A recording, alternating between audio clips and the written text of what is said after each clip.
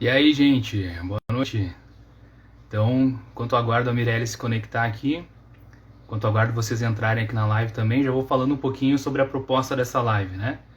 A gente vai falar um pouquinho sobre os mecanismos da memória, como que as emoções afetam os diferentes processos de memória, assim, né? Desde o processo de formação de uma memória, ou seja, como que essa memória fica armazenada no nosso cérebro, como que uma memória pode se tornar uma memória de longo prazo, como que ocorre a extinção, a reconsolidação da memória quando ela é evocada, enfim, tá? Tudo isso está diretamente associado às emoções. As emoções auxiliam na modulação desses processos de memória.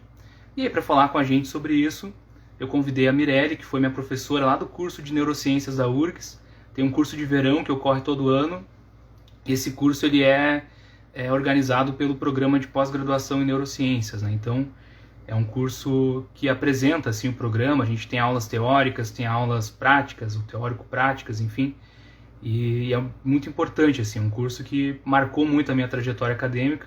E aí, nesse curso, eu pude conhecer a Mirelle e ela trabalhava já no laboratório de neurobiologia da memória. E aí a gente vai falar um pouquinho agora sobre esses processos que eu mencionei. A Mirelle está entrando aqui, deixa eu só aceitar.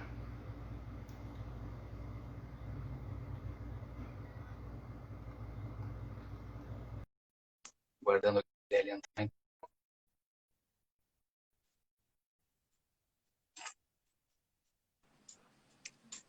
Boa E aí, noite. Mirelle, tudo certo? Estão me ouvindo bem? Estão me vendo? Tudo certo. Deixa nos comentários aí, gente. Até o Humberto, que foi colega lá do curso. Beleza? Ah, querido Humberto, bem-vindos todos. Que alegria estar com vocês aqui, contigo, Léo, com todos os participantes. Agradeço o convite, agradeço a presença de todos. Nós esperamos que seja uma noite bem proveitosa, como uma conversa de amigos, né, Léo? Que estamos Com todos certeza, aqui com para certeza. aprender juntos, para crescer juntos, esse é o objetivo, né? Com certeza, com certeza. E aí, por coincidência, assim, né, Mir? A gente está na função agora de novo do curso de verão aí da URGS. Como é que tá essa rotina aí de preparar as aulas e tudo? Gente, esse é a minha é a sétima edição que eu participo. O tempo voa, né? O Nossa, tempo voa, Léo. Eu comecei em 2015 como aluna do curso. Isso foi aham, antes de entrar no mestrado. Quando eu ia fazer a seleção do mestrado naquele ano, fiz a seleção para o curso, entrei. Então foi a minha primeira experiência, foi como aluna em 2015. E em sim. 2016 eu já era da comissão organizadora, professora, já estava ali no bolo e de lá para cá sempre participei. Não tem jeito Eu mais acho que prazeroso da gente aprender do sim. que ensinar, né? É É mesmo. muito bom, é muito bom. Esse curso ele é feito com muito carinho, né? E é por isso que quem participa, quem faz, teve a experiência de passar por ele, é apaixonado por ele.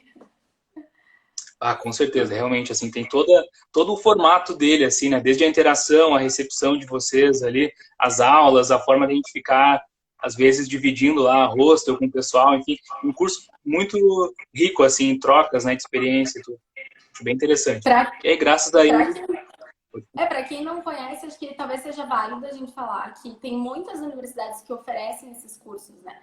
Tem cursos Sim, que são de poucos dias, tem cursos que são de vários dias, e o nosso tem aulas teóricas e práticas, mas cada programa de pós-graduação busca a sua forma, né, de estruturar seus cursos. Então, quem tem sim, sim. interesse pode buscar. Tem vários que são só para alunos de graduação, tem outros que são para profissionais também já formados.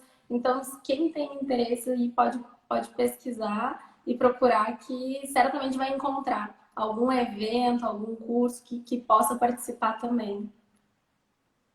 Ah, com certeza, com certeza.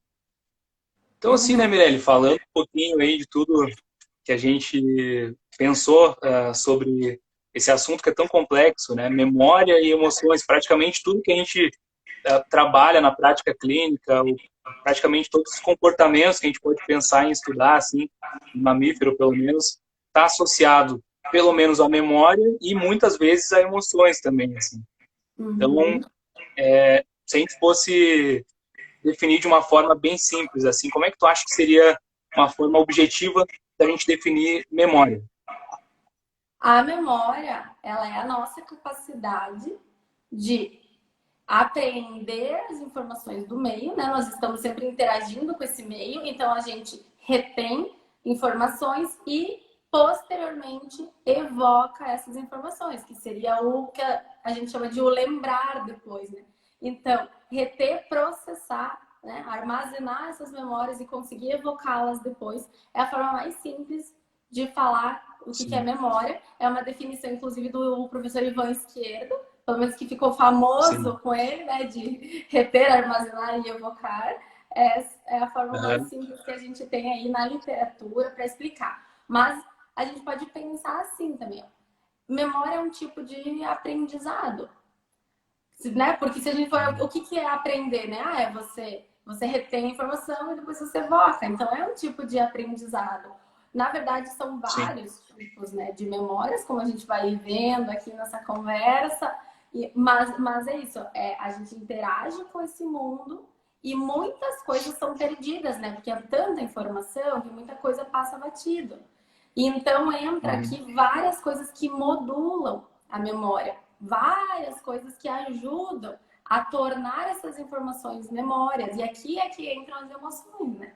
Como Uhum. um dos moduladores. E por isso essa conversa toda hoje aqui. Sim, sim. Tá, e se a gente for pensar assim mesmo em termos de mecanismos, eu sei que é extremamente complexo, assim, eu lembro das aulas e depois um pouco da leitura que eu fui fazendo, assim, por curiosidade, mas quando eu pensei nessa conversa inicial contigo aqui, realmente eu fiquei imaginando a gente pegar especificamente essa relação mesmo, né, de emoções e memória por conta de experiências que as pessoas têm, por conta do que a gente vê, assim, na nossa prática e tudo. Uhum. Inclusive, no final da live a gente vai falar um pouquinho. Eu abri ontem aqui uma caixa de perguntas aqui pelo Instagram e recebi algumas perguntas que têm a ver com isso, assim, com memória traumática, com psicoterapia. Então depois a gente vai falar sobre isso. Quem estiver assistindo agora e tiver curiosidade sobre isso, acompanha a gente aí até o final da live que em breve a gente vai ouvir as explicações, né, de por que a gente armazena memórias traumáticas, às vezes mais de uma forma mais intensa do que algumas memórias teoricamente benéficas, né, igualmente importantes, e como que a psicoterapia poderia auxiliar nesse sentido. Mas então, Mirelle, de uma forma igualmente simples assim, se a gente fosse pensar, como que as emoções auxiliam, né, ou participam tanto do processo de formação da memória, de consolidação, e posteriormente desse processo de evocação. Bom, então vamos pensar assim: são muitas informações que a gente recebe, né? Então, o tempo inteiro, né? Vocês estão aqui nas redes sociais, estavam ali no Instagram antes de começar a live, mexendo, lendo um monte de coisa, vendo vídeo. Tem que existir um processo de filtragem dessas informações, né? Então, o que é importante, né? Reter. Por que aprender isso? Por que depois conseguir lembrar disso? Então, tudo tem um sentido biológico. E para nós é neurobiológico, né? Oi, Ara! Sim. Araceli do México. Vou ter que cumprimentar esse pessoal que está entrando. Obrigada a todos pela presença, pessoal querido chegando, minhas irmãs. E... Bem-vindos. Maravilha. Então, a gente tem que filtrar essas informações, né? Porque é muita coisa. E aí, o que vai ser armazenado, né? O que for considerado importante para nossa sobrevivência, importante para que a gente consiga se adequar ao meio ambiente, que a gente consiga se adaptar ao meio ambiente, né? Ao meio em que a gente vive. Então, sempre, quando a gente fala de memória, a gente pode pensar num benefício que esse aprendizado, essa informação vai trazer. Então, o que é mais importante de vocês lembrarem, por exemplo, o que comer no dia ou o que talvez vivenciou com alguém, uma experiência pessoal, ou uma leitura que fez. Não é o que comeu ali, né? A não sei que seja uma experiência nova, diferente, né? O que é rotina é visto como algo que já faz parte, assim, né? Natural. Não tira do estado basal o funcionamento da nossa mente ali, as nossas células, elas estão. Tem que haver um estímulo maior para que isso seja entendido como algo importante, né? E aqui entra a valência emocional, que a gente chama, né? A valência negativa, a valência positiva das coisas. Isso impacta nessa retenção das informações. Aí dá até para pensar lá na escola, né? Olha só quanta coisa que a gente não lembra, não faz ideia e que a gente estudou um ano inteiro. Coisas que a gente pensa, como que a gente esqueceu se eu vi isso tantas vezes? Ou às vezes tem uma dificuldade de lembrar um nome ou alguma coisa. Então, assim, são vários tipos de memória. Porque são vários tipos de informação que a gente recebe, né? Então, cada tipo de informação é um tipo de memória. E são bases que essa memória tem. Então, para cada uma delas, a relação da emoção é diferente. O impacto da emoção, da valência é diferente. Então, por exemplo, né, você trouxe a questão das memórias traumáticas, né? Para a aprendizagem, a valência emocional negativa, né, uma ansiedade, uma carga emocional maior, ela favorece o aprendizado, favorece que isso seja retido. Agora, para lembrar, prejudica, né? Por exemplo, Sim, vai lá, a realmente. gente vai lá dar uma aula, vai lá fazer um atendimento, você daqui a pouco tá ansioso, esquece o que tava falando, ou, gente, se perde no meio, dá um branco. Olha como é Sim, diferente. sim. Então, para falar sobre isso, a gente tinha que a memória não é uma coisa única, único, não é uma coisa que está acontecendo lá e é assim a memória. Depende se a gente está falando do momento do aprendizado, do momento que a gente está evocando. Então, a gente começa com essa retenção da informação. Ela tem que ser consolidada, tem que passar horas ali, dias ali sendo processada para virar essa memória de longa duração. E nisso tem várias interferências que acontecem, né? Então, a emoção é uma delas. Mas, por exemplo, medicação é outra coisa, né? Dor é outra coisa. Isso tudo vem associado com estados emocionais também, com o estado de alerta que a pessoa tá ou não tá, né? Então, isso vem trazendo bastante diferenças no que a emoção ou outros moduladores impactam lá no, nos locais onde está acontecendo. E aí, gente, assim, é muito legal de ver que, onde que está a memória? O que está acontecendo? Aonde que ela está? É praticamente no nosso encéfalo inteiro. Porque ela Sim, passa por várias estruturas. E quando a gente fala da memória, não é uma célula, um neurônio lá que está sustentando uma memória. São várias, é uma rede. Então é bem complexo. Cada vez a gente descobre envolvidas e tem respostas que a gente tem encontrou a resposta inteira desde os anos 1900. As mesmas perguntas que a gente se faz, tá entendendo? Um pouco mais, cada vez mais, né? Então a sim, modulação, sim, com certeza. acho que a gente pode falar um pouquinho por cada fase, então talvez, né? Possa ser um pouquinho assim. Então a gente começa aprendendo. Aí a gente tem os hormônios do estresse, né? Por exemplo, o cortisol, que para nós seres humanos, é o mais importante, né? Não sei se é o único, se tem algum Uhum. outro. Tem algum outro? Boa pergunta. Eu acho que é o único, né? Tem os glicocorticoides, eles se manifestam nas espécies de forma diferente. Nos seres humanos, ou é o único. Agora eu não tenho certeza. e a liberação do cortisol. Junto ali, no momento que você está vivendo aquela experiência que tem a liberação de cortisol, que é o quê? É uma emoção, é um medo, é uma alegria, tudo isso libera cortisol, vai dar uma liberação ali, uma carga. Esse Sim, sim. cortisol, ele vem atuando nos mesmos centros em que outros neurotransmissores relacionados à formação da memória também estão atuando e diretamente influencia, fortalecendo o aprendizado, fortalecendo. E aqui que a gente vem, por que a gente se lembra tanto das memórias traumáticas? Aquela pergunta, né, Léo? Por quê? Uhum. Porque olha como é uma carga emocional. É importante lembrar que se eu quebrar esse copo aqui, eu vou me cortar, por exemplo, né? Eu corto o dedo, eu me assusto que eu quebrei o copo, vou cortar meu dedo. Eu tenho que me lembrar disso depois. Isso é importante para minha sobrevivência, para minha segurança. Então, a função Sim. biológica dessa memória de medo é pela segurança, pela sobrevivência, enquanto que outras memórias neutras não têm essa Pois importância, é. né? Então, Eu lembro para bastante.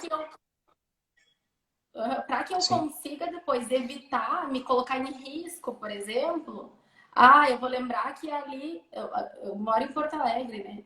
Aí tem muito assalto, tem toda essa violência urbana.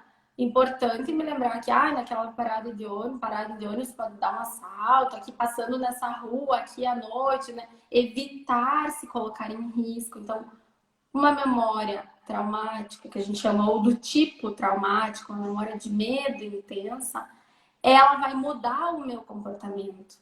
A mudança de comportamento é o último objetivo da memória. Eu vou depois poder modular o meu comportamento pelo aprendizado prévio, não me colocar em risco neste caso, né? Ou Sim, evitar ao sim. máximo me colocar em risco. Esse é o caso da função biológica da memória de medo. E ela acontece assim, acontece que com uma intensidade tão grande que no momento que ela se forma, ela já é uma memória de longa duração. Ela se forma. No meu mestrado, o meu trabalho do mestrado e do doutorado, eu busco contribuir justamente com essa caracterização, essa diferença entre a memória do tipo traumática e a neutra.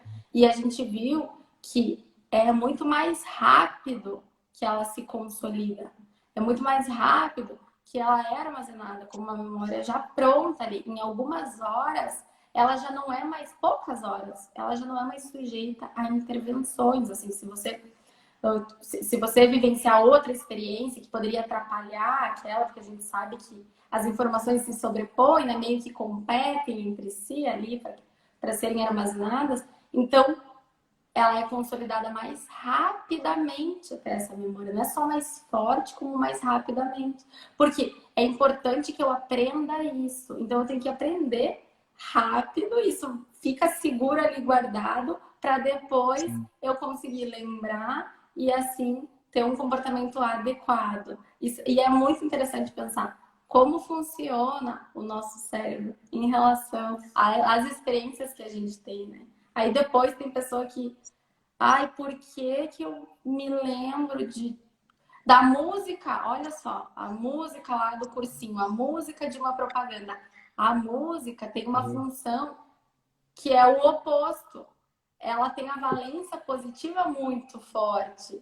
Ela gera prazer, interação, a gente se diverte, sente boas sensações ouvindo. Então, de um lado, a gente tem essas experiências que são mais de medo, do tipo traumáticas, que são armazenadas muito forte, e de outro lado, a gente tem essas outras que também são armazenadas ali, às vezes também sem a gente querer, mas ficam como uma memória de longa duração, porque a valência emocional, tanto positiva quanto a negativa, né, que a gente diz, elas são muito importantes e modulam a forma como a memória é armazenada. Sim, sim. E às vezes a gente acaba vendo dúvidas assim, quando, sei lá, às vezes eu falo com o pessoal aqui no Instagram, E eu vejo que, às vezes, parece para algumas pessoas um pouco contraintuitivo, assim, essa questão da memória. Mas acontece que, se a gente for pensar em termos evolutivos, talvez, as necessidades que a gente tem hoje de armazenar informações no trabalho, né, de memorizar dados, de memorizar fatos, datas históricas, enfim, isso é muito. Isso foi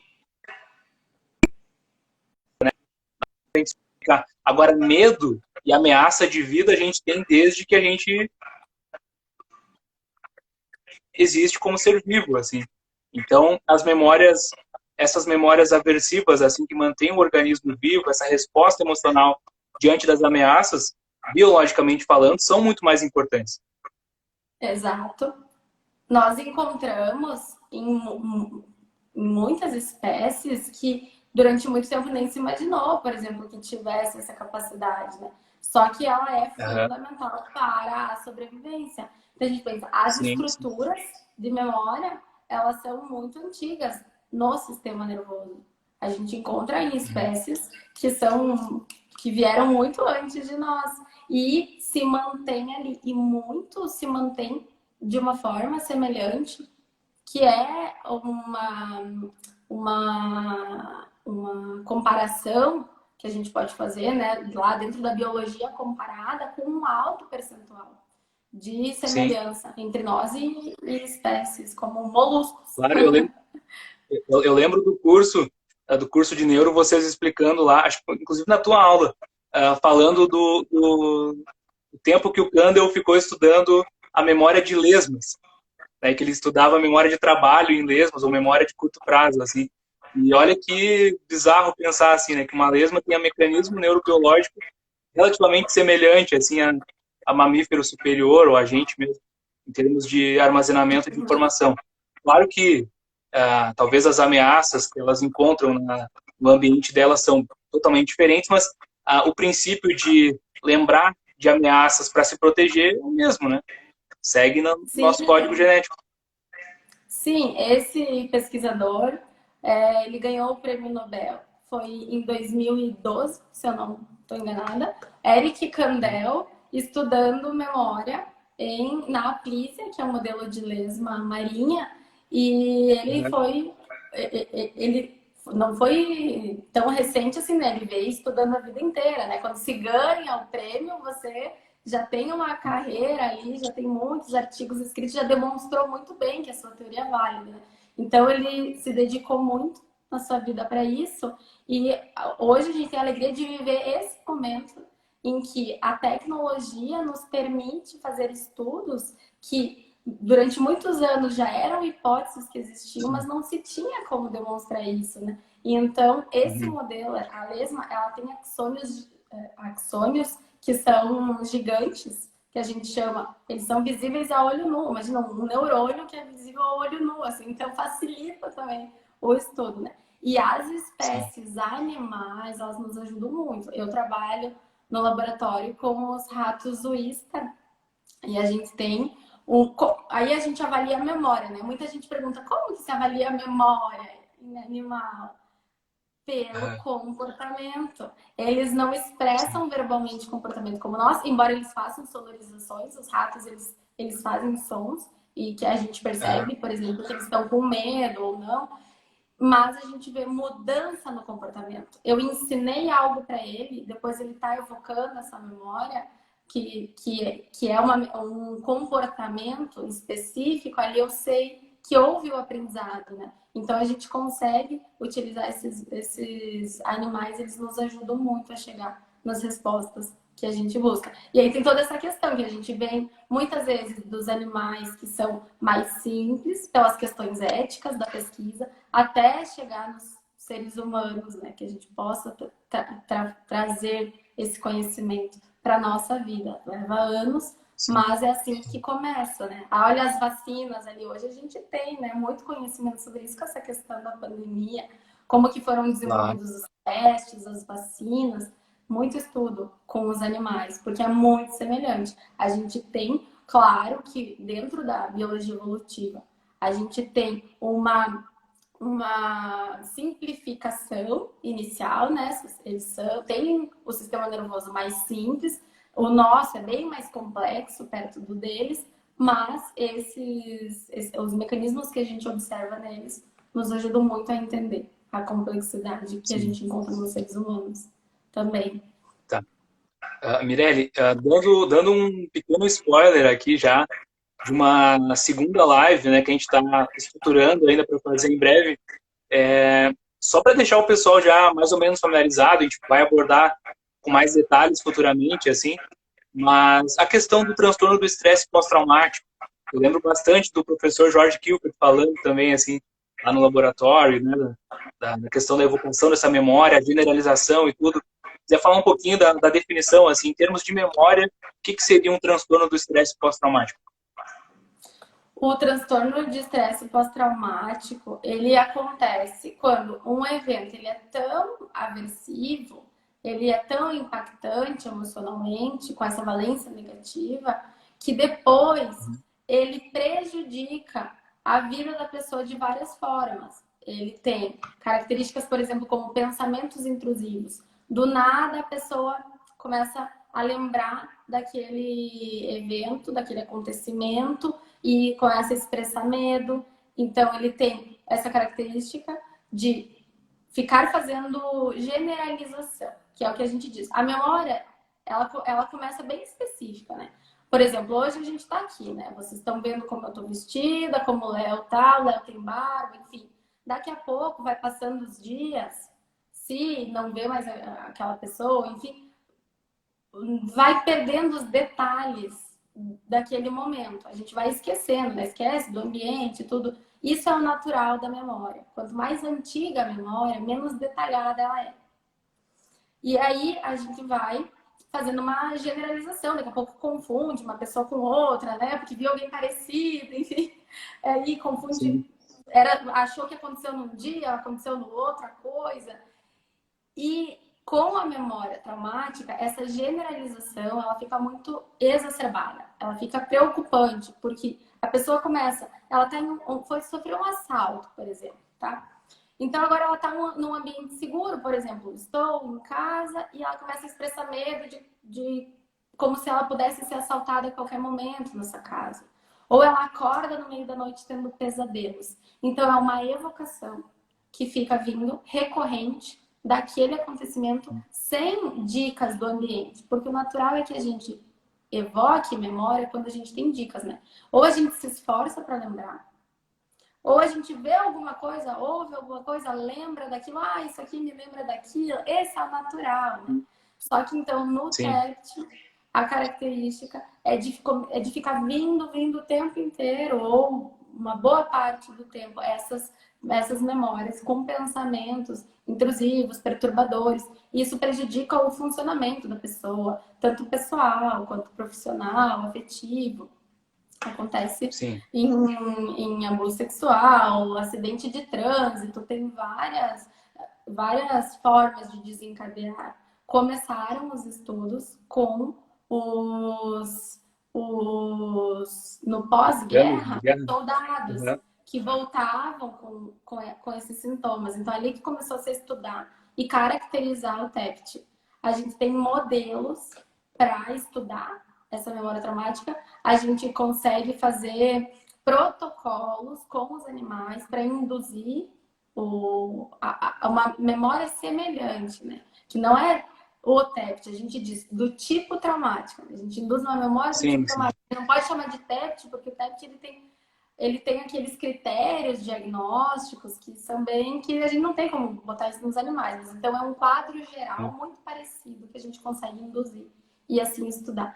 Esses estudos nos ajudam muito, muito, muito a entender o que é um funcionamento normal da memória, o que é um funcionamento que está disfuncional da memória, que, por exemplo, no caso do TEPT. E aí nós temos várias formas de intervenção sendo estudadas, sendo desenvolvidas. A gente já tem intervenções na clínica, psicológica, para trabalhar essas memórias de medo, tanto do tipo traumático quanto outras memórias intensas que não caracterizam o transtorno, mas muitas vezes têm ali alguns sintomas, né? E isso já prejudica a vida. Então, Essa tua pergunta, claro, esse teu comentário já foi respondendo, na verdade, uma das perguntas que eu recebi ali, que a Marcele, que é uma estudante de psicologia aqui que acompanha a página, estava perguntando sobre como que a gente faz para extinguir, assim, para tratar uma memória traumática com a terapia cognitiva, assim, né? Basicamente, a gente estimula a reconsolidação, né? A gente vai evocar essa memória traumática e vai permitir que a pessoa acrescente novas informações com conteúdo um pouco menos aversivo para permitir ela reconsolidar essa memória, assim, gradativamente, até que ela evoque de uma forma menos impactante, assim. Até lembro do professor Ivan Esquerdo falando que é comum, quando a gente lembra de um fato, assim, quando a gente evoca uma memória, a gente quase sempre não está evocando o fato original, mas a gente evoca as últimas vezes que a gente armazenou essa memória, né, que a gente reconsolidou, assim. Então, por isso que a sim. terapia é importante, porque ela ajuda nesse sentido de reconsolidar de uma forma um pouco menos aversiva. E muitas pessoas têm medo por causa disso. A gente precisa falar, a gente precisa evocar essa memória, porque no momento que a gente evoca, os neurônios, que a gente chama o engrama daquela memória, a rede neuronal, ela se ativa. E é com essa ativação que a gente consegue remodular essa memória. Ela sofreu ali uma modulação inicial para ela ser armazenada, e agora a gente quer modificar, a gente quer reconsolidar.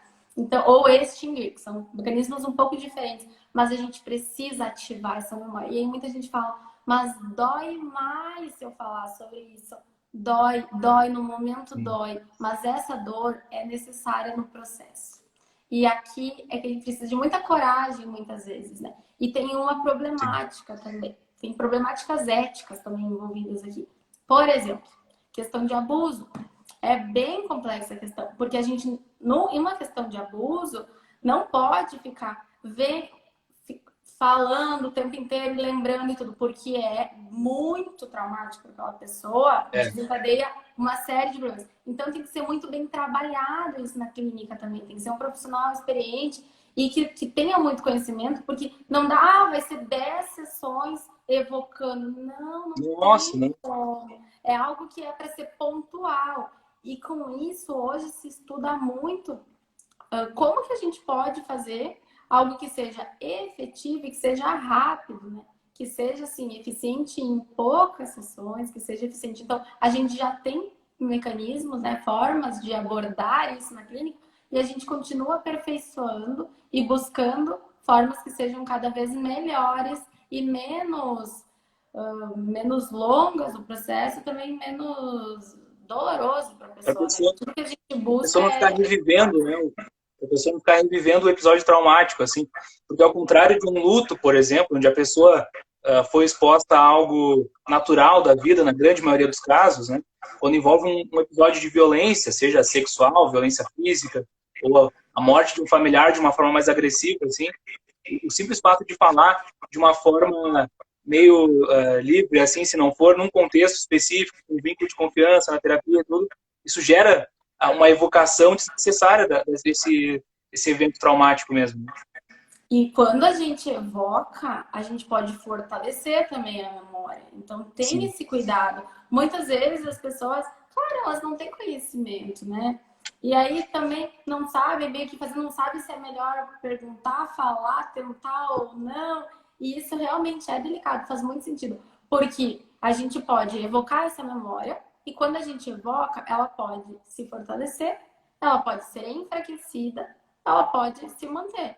Então, a gente precisa de estratégias muito bem pensadas de como que a gente vai atenuar essa memória, como que a gente vai diminuir essa evocação e não pode aumentar. Então, tem muito estudo interessante sendo realizado. Nosso laboratório tenta contribuir, tem contribuído nesse sentido. A gente tem interferências farmacológicas, a gente tem terapêuticas não farmacológicas, tentamos de tudo aí nessa busca pela modulação das memórias. Sim, sim. E aí, claro, não é o que a gente pensou em falar hoje, mas inclusive lembrei, assim, quando tu falava das aulas de cognição, em que a professora Cátula Pelissoli, né, que é uma professora que eu tive que trabalha muito assim com violência infantil e tudo, e ela fala do cuidado, especialmente de crianças, mas ela mostrou cenas em que até adultos, assim, para contexto de roubo, né, de furto, alguma coisa, em que a gente pode criar, inclusive, falsas memórias. E aí isso é extremamente delicado, né? Sim. Dependendo da forma que E, a pessoa é exposta, assim. sim, e as crianças têm ainda o componente da fantasia, né? Então tem que ter uma Sim, avaliação também muito importante, porque a gente tem essa capacidade de armazenar a memória, de reter essa informação e depois evocar. Só que como ela é muito fácil de ser manipulada, né, vamos dizer assim, modulada, imagina, cada vez que a gente lembra, a gente pode colocar outra informação ali. Por exemplo, agora eu evoquei hoje, lembrei de alguma coisa, daí não lembro direito, naturalmente, sem a gente querer. Se a gente já não lembra direito de algum detalhe, pode confundir com outra memória e na tentativa de lembrar daquilo, colocar uma informação que não é daquela memória. Isso que pode ser também criar uma falsa memória também, né? Pode ser informações. E aqui tem um exemplo muito bom, que é quem nunca passou por um momento assim, está lembrando de alguma coisa com um amigo ou com alguém, um familiar, e lembra de coisa diferente. Aí a pessoa, não aconteceu assim. Não, aconteceu. Ah, não. A gente sim, faz muito isso. Não, mas eu tenho certeza que aconteceu assim. E não foi. Quem que tem razão ainda que ninguém vai falar, não, cada um acha que a sua razão é a melhor. Então, também a memória não é confiável. Pelo menos não é tão confiável assim, né? E aí tem esse cuidado também com sim, as sim. crianças, que existe muita fantasia também no universo infantil. Por isso que a avaliação ela tem que ser muito bem feita também e a intervenção também. Sim. Pois é. Uhum. É, Mas, é algo bem, bem delicado, assim, né? Porque se fala... Porque sem perceber, eu lembro de ter visto especificamente nessa aula, assim, de cognição, aquele caso da escola base, em que as pessoas, os jornalistas, se eu não me engano, ou, enfim, pessoas foram entrevistar crianças perguntando sobre as crianças terem sofrido algum tipo de exposição, assim, a abuso sexual, alguma coisa assim. Só que na forma que eles perguntavam, eles induziam a criança a confirmar aquilo. E aí eles foram criando fantasias e falsas memórias nas crianças, e aí depois a criança começou a relatar aquilo, aqueles fatos, assim, muito semelhantes ao conteúdo da pergunta. Né? Então gerou uma uhum. confusão e, se eu não me engano, a diretora da escola foi até presa, eu acho, por associação a ato libidinoso, a estupro, alguma coisa assim. Então, para ver a gravidade de, de uma falta de cuidado no manejo de uma abordagem também, assim. Uma simples Isso, entrevista pode gerar uma consequência grave, né? isso foi adaptado também para o universo jurídico, que Sim, a forma como se faz perguntas, por exemplo, para uma testemunha é muito importante. E antes a gente sim, tinha no sistema ali jurídico um peso muito grande da testemunha que hoje já não tem mais. Porque com esses estudos demonstrando a não confiabilidade da memória, como ela pode ser manipulada, então foi perdendo o peso para, por exemplo, condenar alguém por um crime. E então é muito interessante ver como a gente vem evoluindo e o conhecimento, ele não fica só na sua área, né? A gente consegue extrapolar ele e usar o conhecimento para muitas outras coisas, para benefícios, né? Que no começo às vezes nem se pensa, quando o pesquisador sim. está lá no laboratório, né? Focado na sua pesquisa, aonde que vai dar tudo isso? E é lindo ver também como as diferentes áreas se interconectam em si e contribuem umas com as outras. Exatamente, exatamente.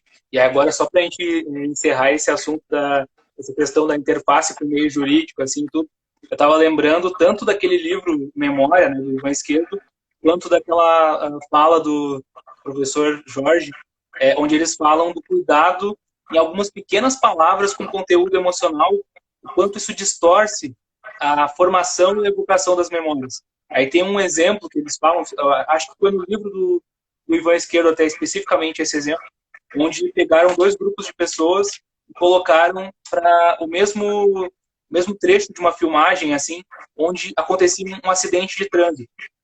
E aí, o primeiro grupo eles eram questionados a inferir mais ou menos que velocidade aqueles carros estavam quando o carro vermelho encontrou o carro branco, por exemplo, um acidente. E o outro grupo usou uma palavra um pouco mais forte, assim, um conteúdo emocional mais importante, como, por exemplo, velocidade as pessoas imaginavam que o carro vermelho estivesse quando ele estraçalhou o carro branco. Então, as pessoas que ouvem essa palavra descrevem uma velocidade muito maior, sendo que o vídeo é precisamente o mesmo. Só por ter sido induzidas a atribuir um valor diferente, né? E enquanto isso pode ser grave mesmo, juridicamente, ou em questões até para nossa abordagem, trabalhando, né, na clínica, assim, se a gente não tiver o cuidado de usar alguns termos, pode induzir uma pessoa a um juízo de valor com relação a alguém, alguma coisa assim. Uhum. E isso é importante de pensar em como a gente tem esses estímulos no universo hoje, que, por exemplo, o marketing digital está aí com toda a força, né? nas redes Sim. sociais. E existem até estratégias que se ensinam e cursos e novas profissões que estão surgindo em torno disso, né? Como deixar um texto mais interessante, como atrair seu público, como que você pode convencer alguém que o seu produto é bom, e sempre tem o afetivo ali envolvido, né? A gente vê isso já na imprensa desde muito tempo atrás. E aí, muitas vezes, as pessoas criticam a imprensa, a imprensa, isso, aquilo. Na verdade, eles observaram o que as pessoas, como que as pessoas respondem a determinada informação. Não é nada mais do que usar esse conhecimento a favor da sua área. Então, por que eles fazem isso? Porque isso vende, não é porque, ai, que coisa horrível, tudo sensacionalista.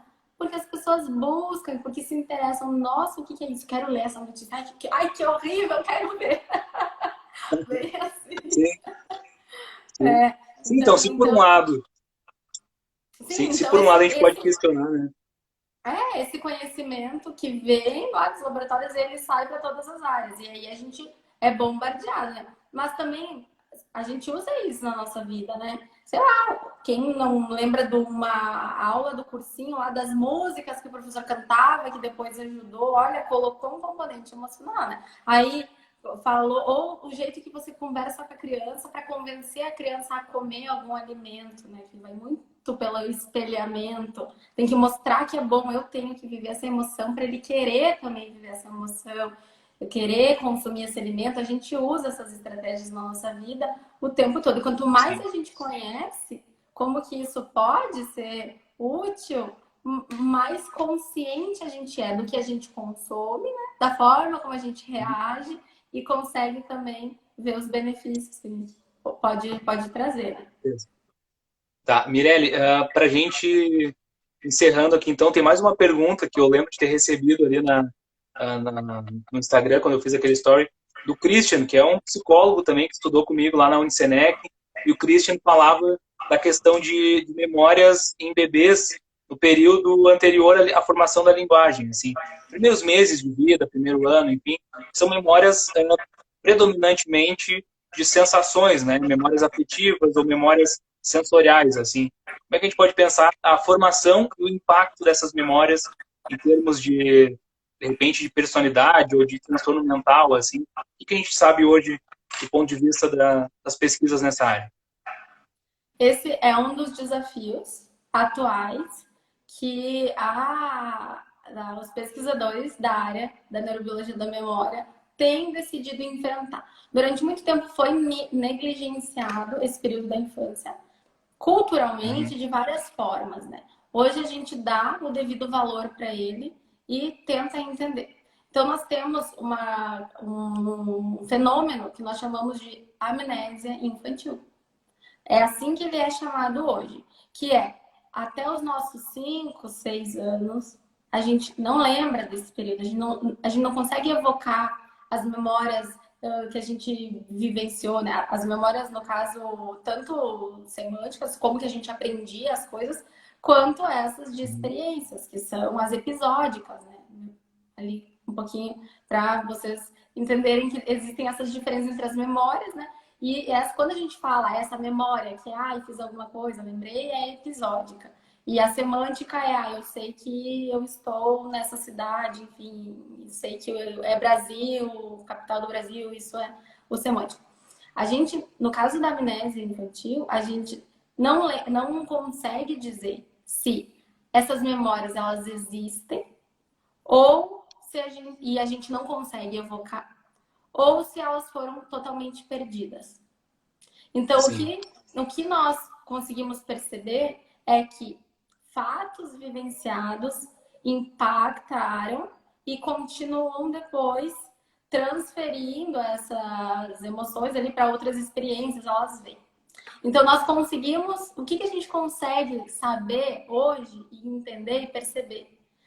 No período pré-linguagem ali, até uns 5... Pré-linguagem não, na verdade, é até 5, 6 anos. A criança já tem linguagem e ainda existe esse fenômeno.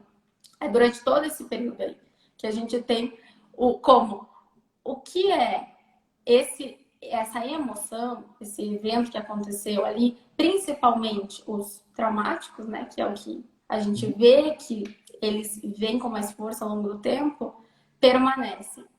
Eles existiram e continuaram.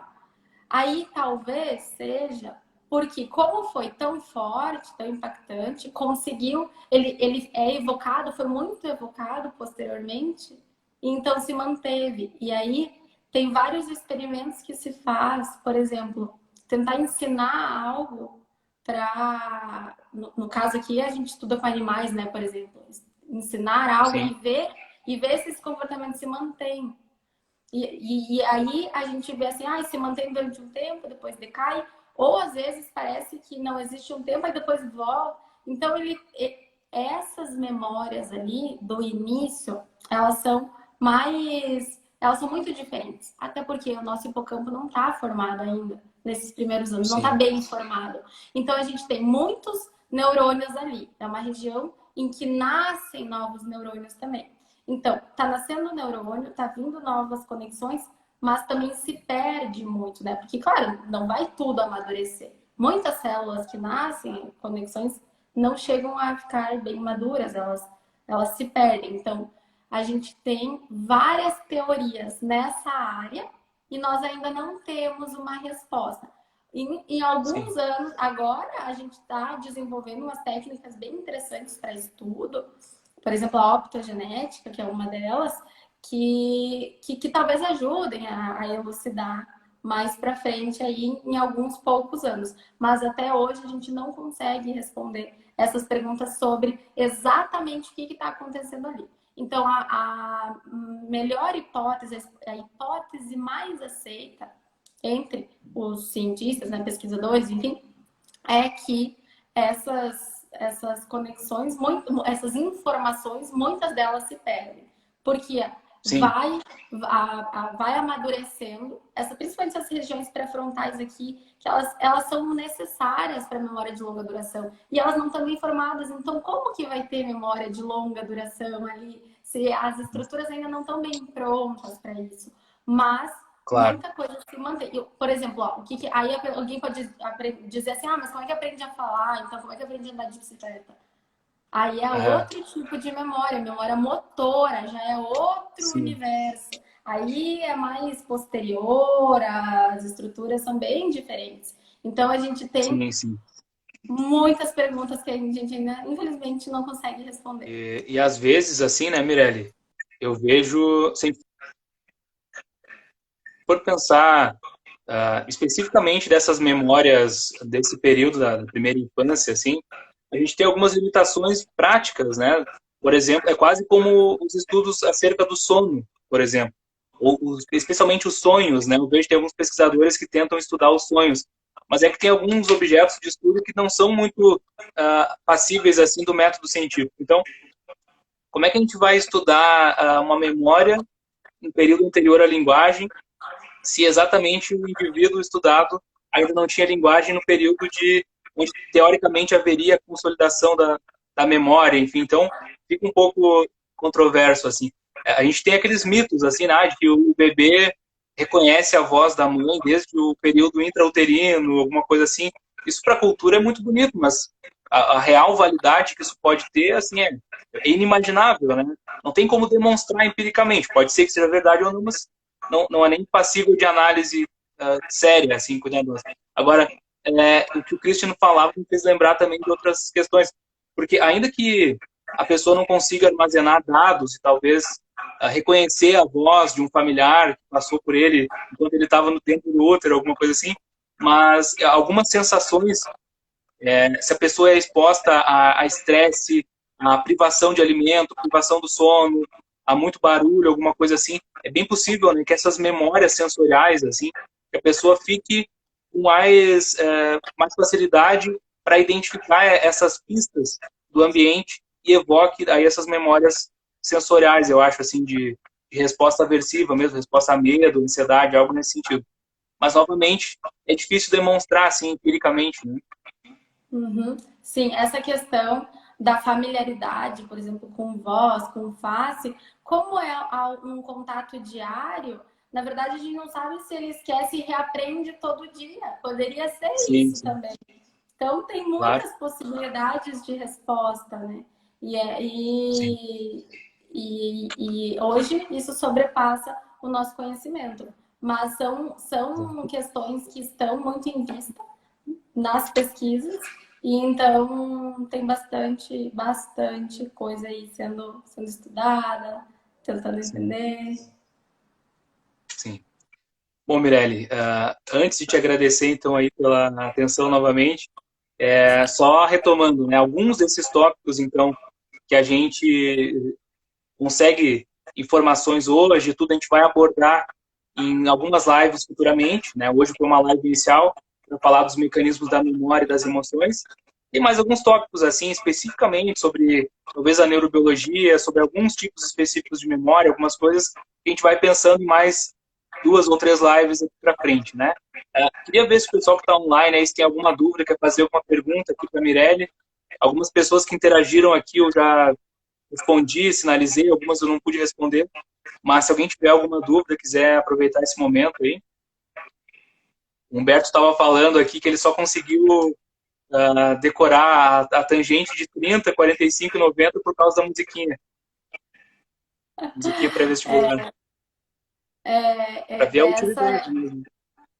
essa é uma questão que vem sendo bastante considerada também para clínica, né, para tratamentos.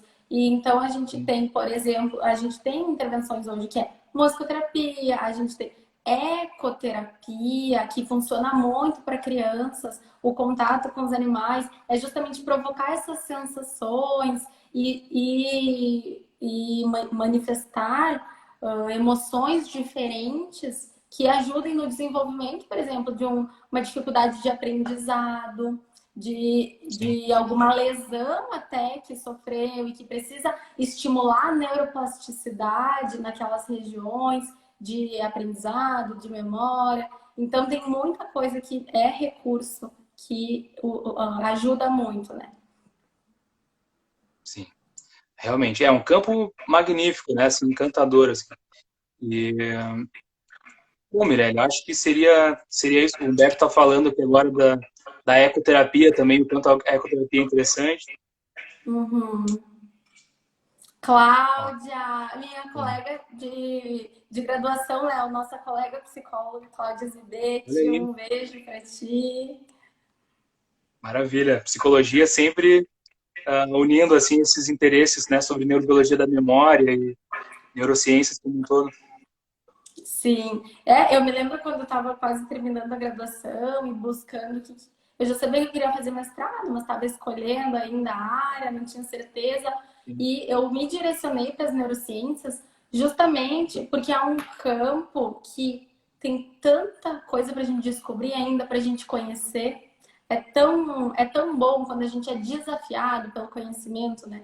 Então, poder contribuir um pouco lá com o meu mestrado, meu doutorado nesse campo, também tem sido uma alegria. Assim, cada coisa que a gente faz é uma Sim, gota no oceano, mas tem alguém lendo que pode ter ideias sobre aquilo, já faz outra pesquisa, entra em contato, e isso é muito legal. Olha, hoje a gente está numa live aqui com pessoas de muitos lugares, do Brasil até sim. de fora, né? Olha aqui, A gente França, acabou de Paty receber um abraço da França aí. Uhum. França, México, que se manifestaram. Abraço, E, Paty. E é assim que a gente vai crescendo, aprendendo juntos e levando para as nossas experiências, para as nossas práticas profissionais também, o crescimento. Sim. Muito bom. Muito bom poder participar aqui contigo desse momento e com todos vocês que estão Imagina. participando. Ah, digo mesmo, com certeza, maravilhoso. E aqui a gente tem uma experiência que muito provavelmente vai se transformar em uma memória de longo prazo, por conta da relevância Olha, para mim, emocional. eu não tenho dúvida, viu? Inesquecível. Isso, com certeza. Primeiro, a Então minha tá, primeira Mirelle. troca, assim, com um colega, Oi? que é em uma live. Ah, sim, olha aí, que curioso. Uhum, Ficou sim. lisonjeado, então. Obrigada, Léo, Nossa. por criar essa nova memória para mim hoje. Imagina, obrigado por evocar algumas memórias que eu tive desde o curso lá de neurociências, então, imagina. Sim, fica o convite para vocês de sempre buscarem mais conhecimento, de buscarem as referências das coisas que vocês leem. Hoje a gente tem tanta informação, um pouco do que ajuda a filtrar, né? Ver se isso, tem algum respaldo científico, já tem alguma pesquisa que demonstra isso. Nós temos, infelizmente, em português não tem tanta coisa assim publicada, mas a gente consegue ali, até pelo Google Scholar ali, escolar, colocar ali, ver se tem artigos. E então fica o convite para vocês de buscarem ainda mais conhecimento. Se tiverem mais dúvidas também, quiserem fazer outros questionamentos, podem entrar em contato com a gente. É assim que a gente Com vai certeza, com crescendo certeza. e encontrando novas respostas, novos caminhos. E é muito bonito isso. Com certeza. Bom, Mirelle, então é isso. Te agradeço mais uma vez aí pela atenção. A gente vai ficando em contato. E em breve a gente anuncia aqui a data da próxima live para falar sobre memória. É isso? Esperamos todos aqui. Obrigada pela Com presença de certeza. vocês. Muito obrigada, Léo. Uma boa noite para todos. Beleza. Boa noite, gente. Tchau, tchau.